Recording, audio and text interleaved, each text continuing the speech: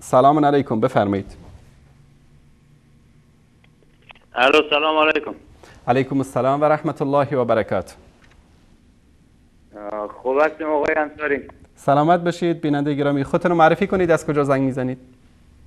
از سلطان احمد از افغانستان، ولایت هرات. برادر عزیز سلطان احمد، بفرمایید، در خدمت شما هستیم. زنده باشیم. شما آقای انصاری نور چشممانه. آقای انصاری سلامت باشید. اگر این شیعه هر کاری بکنه نمیتونه که تفرقه بندازن وسط اهل سنت. سلامت باشید، الله متعال حفظتون کنه برادر عزیز. زنده باشید. تشکر. اون شب دیگه هم زنگ زدم به شما. مولانا عبدالقدوس دیوان بود، همین یک شبکه ولایت نگاه میکردم، اینا میگفتم یک برج ساختم به نزدیک کعبه. بعد اینا میخوای کعبه خراب کنم، نمیفهمم چیکار کنم. اگر بلند سر بوتی کنی برج میبینی، یک چیزای مزخرف میگفتن که اینا ماین کعبه خراب کنن، کعبه زیر رو کنم، اینا برج میسازن بغل دست کعبه و اینا یک چیزای میگفتن که ما زنگ زدم گفتم اگر مو بشه دست شما باشه که مو چیزی که مواد منفجره برده بودن اینا مو کلیپ از اینا پخش کنیم باش که اینا بخوره بفهمه. باش، چشم. که کعبه کی ما خراب کنه. چشم چشم چشم. تشکر از شما برادر عزیز. دست شما درد نکنه. زنده باشیم. اینا مثل یک شیطان میمونه که به روز آخرت میگه مو کسی که فریب میده، به روز آخرت میگه شیطان باز از پیش فرار میکنه. حالا اینا کاری میکنه باز میندازه به یخن یکی دیگه. دست شما درد نکنه. تشکر. خداحافظ. خدا نگهدار شما. تشکر از شما. ببینید برادر عزیز سلطان احمد و همه عزیزانی که این دروغ ها رو میشنون از این شبکه‌ها،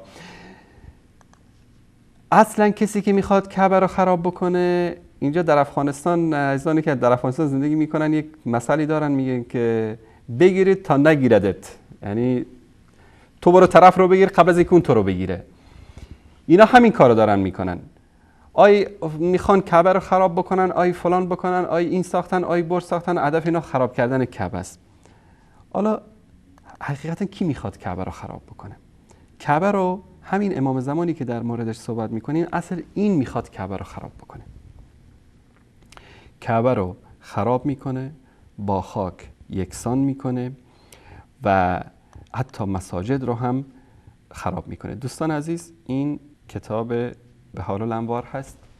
در این روایت در صفحه 10 از جلد 53 در اینجا میگه که سوال میکنه که یا سیدی فما یصنع بالبیت، با خونه خدا چیکار میکنه؟ قال ینقضه فلا یدع منه الا القواعد، چنان انوار میکنه که غیر از اون ستونهاش هیچ چیز دیگه نمیذاره، اصلا غیر از اون بنیاد اساس چیز دیگه.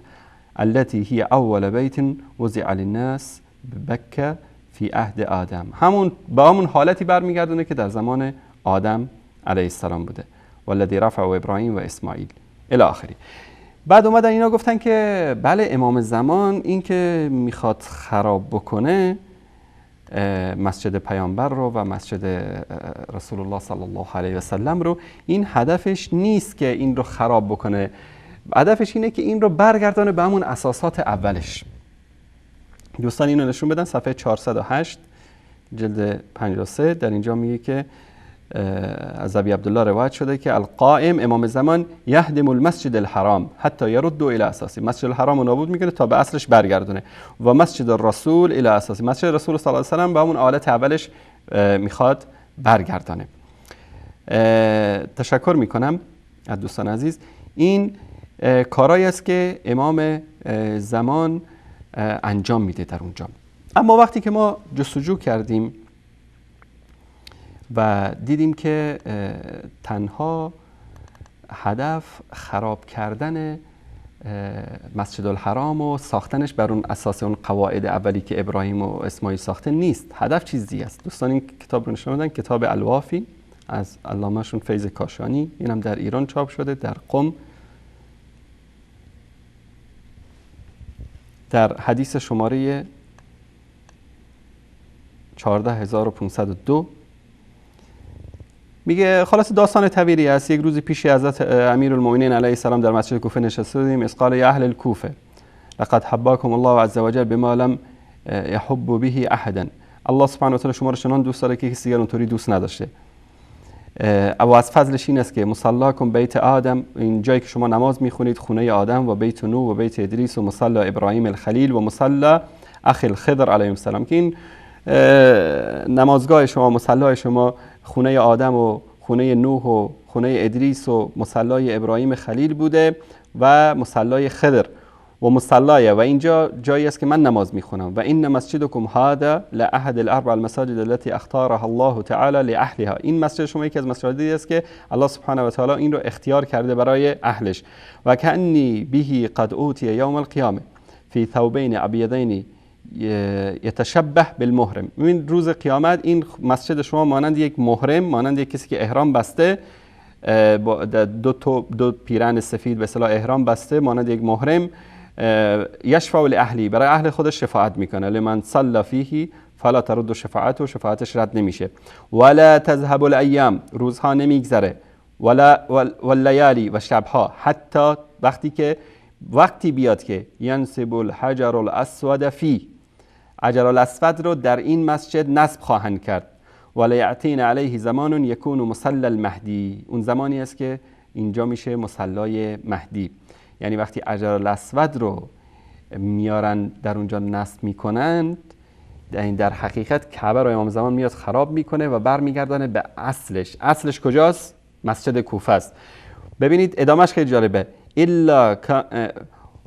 ولا يبقى على الارض مؤمن الا كان به او هن قلبه الیه.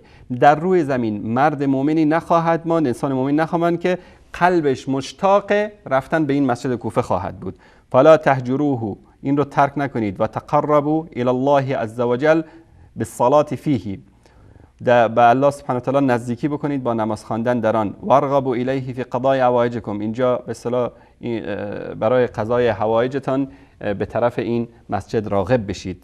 فلو یعلم الناس ما فیه من برکه، اگر مردم بدونن که چه برکتی در این مسجد هست، لاتوه من الاقطار الارض ولو حبوا علی الثلج، اگر که مردم بدانن که چه برکتی در این مسجد وجود داره که حجر الاسود رو امام زمان میاره در اینجا نصب میکنه، 4 دست پا ولو بر روی برف بخزن و بیاین به این مسجد طالب برکتش بشن. پس هدف اساسی خراب کردن مسجد پیامبر صلی الله علیه و سلم و مسجد رسول الله صلی الله علیه و سلم هست.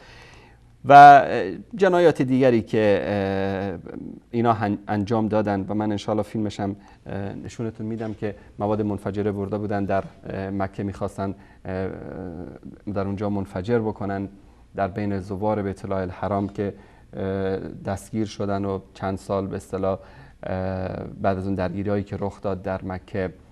و حتی آیت الله منتظری به خمینی نامه می‌نویسه و در مورد این قضیه بهش هشدار میده، اعتراف میکنه که همین سپاه پاسداران و طرفداران حکومت ایران بودن که این مواد منفجره رو بردن و کشور عربستان سعودی در مقابل این جنایتی که ایران کرد چشم پوشی کرد و سختگیری نکرد. اینا پررو شدن، سال بعدیش اومدن تظاهرات را انداختن و هدفشون به اصطلاح اشغال بیت الله الحرام بود و اذیت حجاج بود که الله سبحانه و تعالی خوار و ذلیلشون کرد و سالها محروم شدن از حج. ببینید در سال 1406 سپاه پاسداران ایران به امر مستقیم مسئولین ایران مواد منفجره رو در ساک‌های حجاج بیچاره ایرانی جاسوسی کرده بودن و قرار بر این بود که این ساک‌ها رو بیارن از فرودگاه حجاج رد کنن. تنها از این قضیه رئیس کاروان اطلاع داشته. بعد این ساک‌ها رو تحویل بعثه بدن، در بعثه مواد منفجره رو از زیر ساک جاسوسی کرده بودن در بیارن و در اماکن مختلف در مکه مکرمه این بمب‌ها رو جاسوسی بکنن و آشوب بپا کنن در اونجا. مقاطعی از این رو با هم می‌بینیم. این همون کاروانی است که در ساکاشون مواد منفجره جاسازی شده. لتهريب 51 کیلوگرم من ماده 51 کیلو مواد شدیدة الانفجار منفجره شدید الانفجار رو در ساک‌های حجاج جاسازی کرده بودند از طریق هواپیمایی ایران.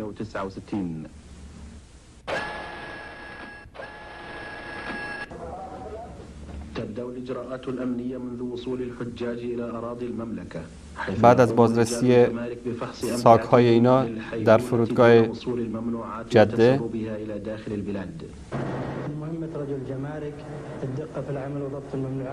میگه کار مسئولین گمرک اینه که ساک‌ها رو ببینن که چیزایی ممنوعه نیورده باشن. وقتی که ساک یکی از این حجاجی که در این کاروان بود میگه باز کردیم، میگه متوجه شدیم که در زیر این ساک به اصطلاح اون چوبی که جاسازی شده صدای عجیبی داشت و ساک به شکل غیر طبیعی سنگین بود.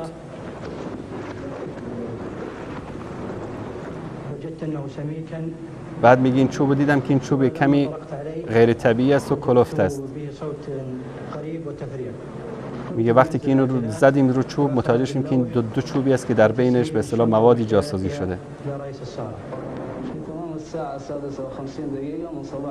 در ساعت 6:50 صبح پرواز ایرانی و هواپیمایی ایران اومده بودن از اصفهان. 500 تا حاجی بود. یکی از افراد گمرک به اسم سعد در یکی از ساک‌های اینا این مواد منفجره رو کشف میکنه.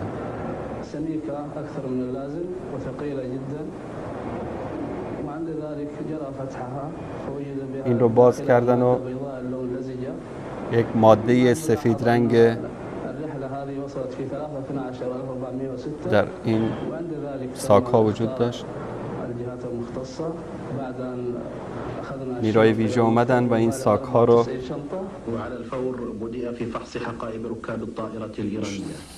ساک‌ها رو که وقتی باز کردن و خالی می‌کردن از توی این ساک‌ها مواد منفجره 51 کیلو مواد منفجره شدیدة الانفجار به اصطلاح از این ساک‌ها پیدا کردن. و شما ببینید که مقدار کمی از این مواد منفجره رو وقتی که میبرن ماده C4 در لابراتوار تندرج تحت من خصائص هذه المادة أنها في سهولة تغطيتها بلوح آخر في هذا اللوح الخشب وهي من المواد الشديدة الانفجار. ببینید که مقدار کمی از این مواد منفجره رو اینجا در بین این ماشین ها جاسازی میکنیم. در این مواد منفجره در به اصطلاح کارخانه‌های نظامی استفاده میشه. نظرا لقوة هذه المادة این ماده برای نابودسازی تروریست‌ها بیشتر استفاده میکنن از این مواد. 1 کیلو از این مواد رو ما اینجا استفاده میکنیم برای این دو ماشین. ببینین که چقدر در 10 متر همه چیز رو نابود میکنه. فقط 1 کیلو از این مواد منفجره.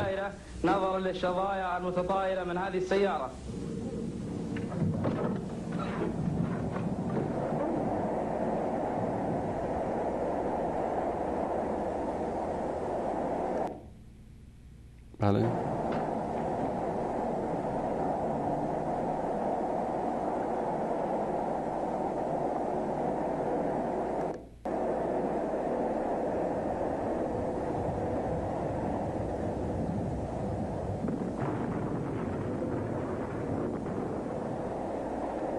ببینید که به این ماشین ها رو تبدیل کرد به ترکش هایی که در طرف این مکان انفجار پراکنده شد.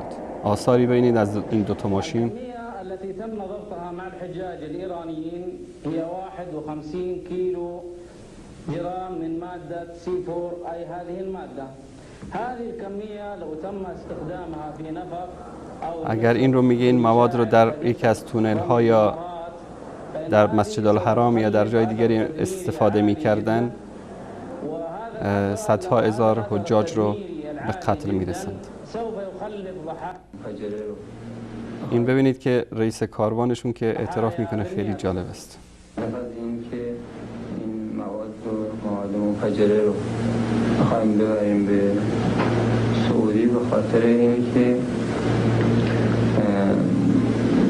منافع کشور ایران رو بتونیم در خارج از کشور حفظ کنیم. الهدف من دخول المتفجرات إلى المملكة أن نحافظ على مصالح إيران في الخارج. نه به خاطر پول و به خاطر این چیزا نبوده، به خاطر شاید به خاطر این بوده که من خواسته بودم باش همکاری کنم. یعنی من میتونستم بگم نه. لم أقم بهذا العمل مقابل المال أو أشياء أخرى وقمت بهذا العمل وكان بإمكاني أن أقول لا. بعد از اینکه رضا توکلی اصرار کرد برادر من راضی نمیشد این کارو بکنه. رغم إصرار رضا توكلي على نقل المتفجرات إلى المملكة لم يرضى أخي بهذا العمل. اما اون برادر من برد تهران و اینطور که خود برادر من میگفت، البته من نبودم، فقط من شنیدم، گفت که من رو بردن تهران و به اصطلاح تهران بهش گفته بودن که این کار از طرف دولت هم حمایت میشه و این نیست که شما بترسی و تنها باشی اینا. كما قال لي أخي لقد أخذه رضا توكلي إلى طهران وهناك قالوا له إن هذا العمل سوف يتمتع بحماية الدولة وعليه أن لا يخاف لأنه لن. من یه دوستی دارم به نام علی بنیانیان. این دوست من که اسمش علی بنیانیان هست، یکی از دوستان خودش رو به نام رضا توکلی به من معرفی کرد و من با رضا توکلی من ساک‌های حجاج رو تحویل رضا توکلی دادم و رضا توکلی این مواد رو تو این ساک‌ها قرار داد و منم آوردم اینجا. لی صدیق اسم. بله، به همین قدر اکتفا میکنیم. این فیلم طولانی است و دوستان میتونن از طریق یوتیوب ببینن. جالب اینجاست که حکومت عربستان با این قضیه خیلی برخورد از واقعیت نگذریم، برخورد انسانی کردن، برخورد اسلامی کردن با این قضیه و با وجودی که اعترافات اینا در صدا و سیمای عربستان پخش شد و اینا را آزاد کردن و سال آینده هم اجازه دادن که حجاج ایرانی بیان. البته دولت ایران گفت که نه، این کار شخصی بوده و فلان بوده و ما خبر نداریم از این. طبعا دروغی که میگن به همه. بعد از این قضیه ما اینا رو که اجازه میدن که برگردن و به اصطلاح کمی پررو میشن، سال آینده همون جریان سال 1407 رخ داد که تظاهرات کردن و به نیروهای امنیتی عربستان حمله کردن و بعضی از قسمت‌های شهر مکه رو با آتش کشیدن که تصاویر این تظاهرات و این اعمالی که انجام دادن در تلویزیون‌های رسمی عربستان پخش شد. البته ایران چیز دیگه جلوه داد که نه خیر، اینا مظلوم بودن، اینا به خاطر که مرگ بر آمریکا میگفتن به اینا حمله کرده بودن. در حقیقت یک عملیات منظم بود برای فتنه افکنی و ایجاد آشوب در مکه مکرمه. به هر صورت بعد از این قضیه سال آینده اینا اومدن و اون فتنه ای رو که در مکه برپا کردن که سبب کشته شدن تعدادی از حجاج شد و از حجاج کشورهای مختلف هم در این درگیری‌ها تعداد زیادی کشته و زخمی شدن. منتظری در نامه‌ای که ما تونستیم به دست بیاریم، این نامه اعترافات آقای منتظری است که در نامه‌ای به خمینی اعتراف میکنه که بله ما این جنایت رو کردیم. این اصل نامه است دوستان عزیز، نشون بدن. این اصل نامه است، نامه‌ای که ایشون نوشته در چند صفحه است. تشکر میکنم. و صفحه‌ای که مورد نظر ما هست در اینجا هست. دوستان عزیز نشون بدن در این صفحه‌ای که بله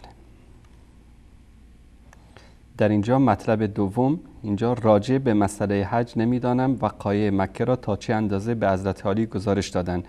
بسیاری از افراد مورد اطمینان که خود ناظر جریان و در خط مقدم راهپیمایی بودند میگویند که همه گناه گردن سعودیان نیست و ممکن بود راهپیمایی آبرومندانه انجام شود و به اینجا هم منجر نشود، ولی در اثر تندی بچه‌ها و بی‌برنامگی اجمالاً هجوم و حمله از طرف بچه‌های ناپخته ما شروع شد و سوژه به دست دشمن داد، هرچند که دشمن مجهز و مهیا بود و دنبال بهانه میگشت تا ما را سرکوب کند و دشمن در مسائل قبل از آن در موضوع جاسازی و قرار دادن مواد منفجره در ساک‌های حجاج با ما عاقلانه برخورد کرد و تا اندازه‌ای اغماض کرد و موضوع را ندیده رسیدگی نکردیم بلکه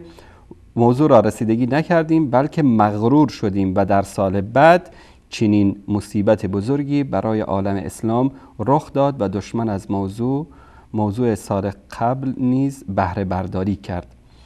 ببینید این اعتراف خود آقای منتظری است. در اینم پایان نامه‌ای که به خمینی نوشت، نامه طولانی که من تشکر میکنم از عزیزانی که این نامه رو در دسترس ما قرار داده بودن.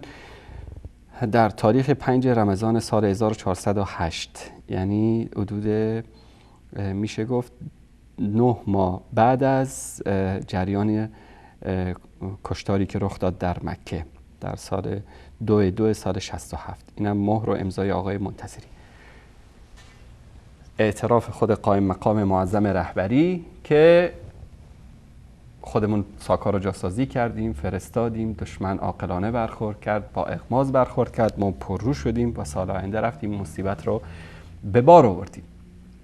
پس در حقیقت کسی که میخواد کعبه رو تخریب بکنه امام زمانشون هست و نائب ناخلف امام زمان هم این جنایت رو در سال 1407 میخواست مرتکب بشه، اما خداوند همونطوری که از ابرهه و لشکرش مکه رو حفاظت کرد، از جنایات پاسداران خمینی هم این سرزمین مقدس رو حفظ کرد. و کسانی که بخوان این فیلم رو ببینن، فیلم مفصلی است، جرائم رافضه فی الحرمین الشریفین، بنویسن در یوتیوب با کیبورد عربی، فیلم ها رو میتونن مفصل ببینن.